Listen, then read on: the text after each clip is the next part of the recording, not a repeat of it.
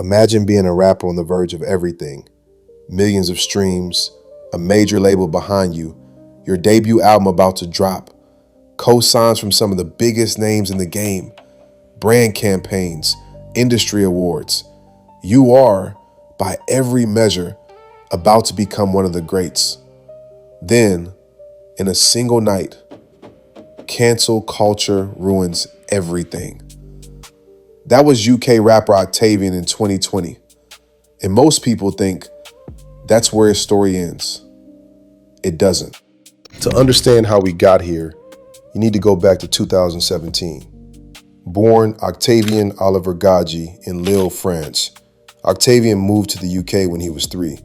In his late teens and early 20s, he began dropping music, quietly building a buzz in the UK scene. But it was Party Here that changed everything.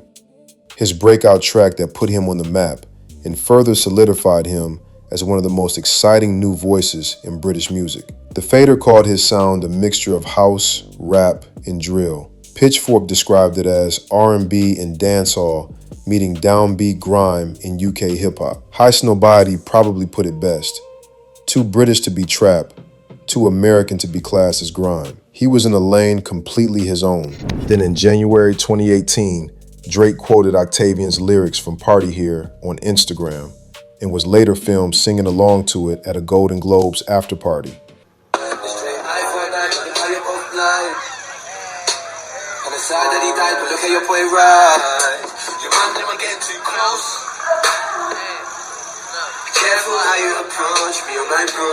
For an underground UK artist, that's as big a cosign as it gets. Octavian went from an emerging UK artist to gaining recognition overseas by one of the greats. That same year, Drake and Octavian were also seen meeting backstage at a Fendi party. This wasn't a distant endorsement, there was a real connection starting. But Drake wasn't the only one from outside the UK showing love to Octavian at that time. Virgil Abloh, the late legendary creative director of Louis Vuitton, personally flew Octavian to Paris to walk in his debut LV runway show. Not just in the crowd, on the runway. This was a musician being embraced by the highest levels of fashion. Virgil even designed the cover art for Octavian's mixtape, Spaceman. The two had a real creative connection, and it went further than that. Louis Vuitton created life-size statues of Octavian for a campaign, with one even placed inside their store on Rodeo Drive in LA, one of the most famous shopping streets in the world. On the topic of fashion, in 2019, Octavian was also the face of Supreme's collaboration with Nike. That same year, he won the BBC Sound of 2019, the most prestigious new artist award in British music, and the first rapper to win it since 50 Cent in 2003. 2019 was also the year he dropped his second tape, Endorphins, featuring the likes of A$AP Ferg and Theophilus London, and it included his single Bet, featuring Skepta and close collaborator Michael Phantom, which to this day sits at over 80 million streams. That same year, he also supported Travis Scott at his O2 Arena show in London. Everything was clicking. The music, the fashion, the industry recognition. Then in 2020 came another collaboration with Skepta, Papi Chulo. It went viral on TikTok and today sits at over 200 million streams, making it Octavian's biggest song to date. Things were flying. Off the back of 2 successful mixtapes and a growing international profile, the anticipation for his debut album Alpha was building. And he kept delivering, dropping a lead single from the album featuring Future, one of the biggest names in American rap. Everything was pointing towards Alpha being a landmark moment, not just for Octavian, but for UK music as a whole. But then, in November 2020, the night before his debut album Alpha was due to drop, everything collapsed. His ex-girlfriend posted a series of detailed allegations on Instagram, claiming years of physical and emotional abuse during their relationship. The allegations were serious and disturbing. She shared screenshots, videos, and described incidents in detail. She said she came forward that specific night because she didn't want anyone, especially young women, looking up to him. This was a clear effort to sabotage his album and his career. Octavian denied the allegations, but the industry didn't wait. Black Butter Records dropped him the same day and pulled Alpha from release entirely. His PR firms cut ties. His US publicists cut ties. He went from the most exciting name in UK music to pretty much canceled overnight, and almost entirely based on social media posts. Before any legal process had taken place, they were coming for him. The industry had decided he was guilty and his time was up. Even high-profile artists like Dua Lipa were publicly sharing their support for the victim on social media, calling Octavian out by name. This was someone who earlier that same year had a breakout viral moment on TikTok and had put out a collaboration with the Gorillaz. And yet, within hours, it was all unraveling. Now, and this is important, I'm not here to relitigate what happened between two people in a private relationship. The allegations were serious, and they were taken seriously. You're free to make your own judgment based on what's out there. But what cancel culture did was make that judgment for everyone, instantly and permanently. What we can observe is that Octavian was never convicted. He was never found guilty in a court of law. The legal process, as murky and unsatisfying as it can sometimes be, did not result in a conviction. And yet, in the court of public opinion, he was done. The algorithm had already made its judgment. The industry had already moved on. This is cancel culture at its most blunt. For the next few years, Octavian essentially vanished. He released a reworked version of his highly anticipated debut album, Alpha, independently in 2022, quietly with no label, no promo machine, no industry support. A mixtape followed in 2023. He still had a fan base, loyal ones at that, but it was nowhere near what it once was or what it could have been. The mainstream had moved on, and we'll never really know what could have been, because Alpha never got its moment the way it should have. The track list was stacked. The likes of Future, Gunna, Skepta, and St. John, all on a debut album from a UK artist.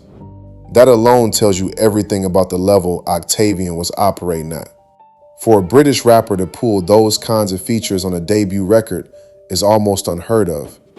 Had it dropped the way it was supposed to, there's a real argument that Alpha could have been one of the most important UK rap albums ever made. We just never got to find out. It felt like the story was over, but in reality, the story was far from over. There was someone Octavian had been quietly working with during this time, someone most people had never heard of, and that connection would change everything. A French producer named DJ Lewis. But who is he? Relatively unknown outside of certain circles, he had quietly built a working relationship with Octavian during his years in the wilderness. Around 2023 and 2024, the two were making music together, releasing tracks Hero, Talk Less, Zero, IC, and Badiva. Low-key releases, under the radar. But then, IC started getting some traction.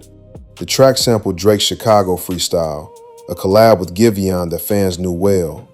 It was posted on YouTube and Instagram, and in a moment that felt like deja vu for anyone who remembered 2018, Drake reshared it. Just like he did with Party Here all those years ago. The same artist showing love to Octavian, twice, years apart. Although funnily enough, earlier that year in January 2024, Drake shared Octavian's 2017 track, Party Here, on his story once more, this time captioning it, "This song made me better." A subtle yet meaningful acknowledgement. Drake hadn't forgotten about Octavian, not even close. But after that, Octavian went quiet once more. It left some fans wondering what him and DJ Lewis would get up to next, and they didn't have to wait too long to find out. In 2025, Drake dropped his highly anticipated collab album, Some Sexy Songs for You, with Party Next Door. And if you were paying close attention to the credits, DJ Lewis's name was right there. He'd first noticeably linked with Drake in 2024 on No Face, a track originally set to feature Playboi Carti. So seeing him on a full Drake album shortly after, not entirely surprising. But this is where it gets interesting, because alongside DJ Lewis on those Drake credits was another name, one nobody recognized, a ghost producer listed simply as Old Little Angel, appearing on every single track DJ Lewis worked on. The two were also both credited on Drake's 2025 single, What Did I Miss?, a track from his upcoming Iceman era. The question was, who is Old Little Angel? But the more you looked, the more the dots started connecting. The production style had a feel that anyone familiar with Octavian's sound would recognize immediately. There was a new Instagram page, face hidden in photos, but perhaps the biggest giveaway was the voice heard on the intro of Spider-Man Superman. It sounded unmistakably like Octavian himself. Of course I got feelings for you, but girl, I wish I could save you. And if you did a bit more digging, Octavian had been spotted with Drake within the last year. Put it all together, and there was really only one conclusion. Old Little Angel wasn't some mystery newcomer, it was Octavian, quietly working with Drake as a producer while the world thought his story was over. At first it seemed like Octavian wanted to keep things low-key, and you can understand why. But it's not a secret anymore. He since shared pictures with Drake and his team, on his plane, at his house, at the same events. This isn't speculation or dot connecting. This is confirmed. The guy cancel culture declared finished is now embedded inside the inner circle of the biggest rapper on the planet.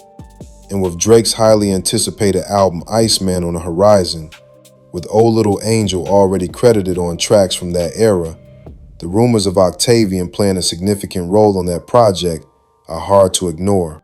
So what does this all mean? When the industry turns its back on you, when the algorithm buries you, when the general public moves on, and yet somehow the biggest rapper alive never stopped believing in you. What does that say? Maybe Drake saw something in Octavian that went beyond music. Because Drake himself knows what it feels like to have the world try to cancel you. The Kendrick beef, the attempts to dismantle his legacy. Perhaps there's a mutual understanding there. Two artists who've both had the court of public opinion rule against them, and both kept creating anyway. And then there's the bigger picture. Because this isn't the first time Drake has looked to the UK for inspiration. From grime to drill, from road rap to Afro swing, Drake has always had an ear for what's happening on this side of the Atlantic. Is Octavian's story just another chapter in that relationship? A UK artist, written off by his own scene, finding his second life in the studio with the one person who never stopped paying attention. But perhaps the biggest question of all isn't about Drake, or Iceman, or production credits. It's a simpler one. Will the UK ever accept Octavian back? Will the scene that once crowned him ever give him his flowers again? Will he ever reclaim that position? Or is the door closed for good back home, no matter what he achieves from the shadows? Only time will tell. But one thing is certain, Octavian never needed their permission to keep creating. And that might be the most powerful statement of all. I think I'm on the top of the world. I took them risks. I used to get the bus, now I bust it. Bust it, bust it, bust it, bust it. I just want sex and weed and drugs, just let me live.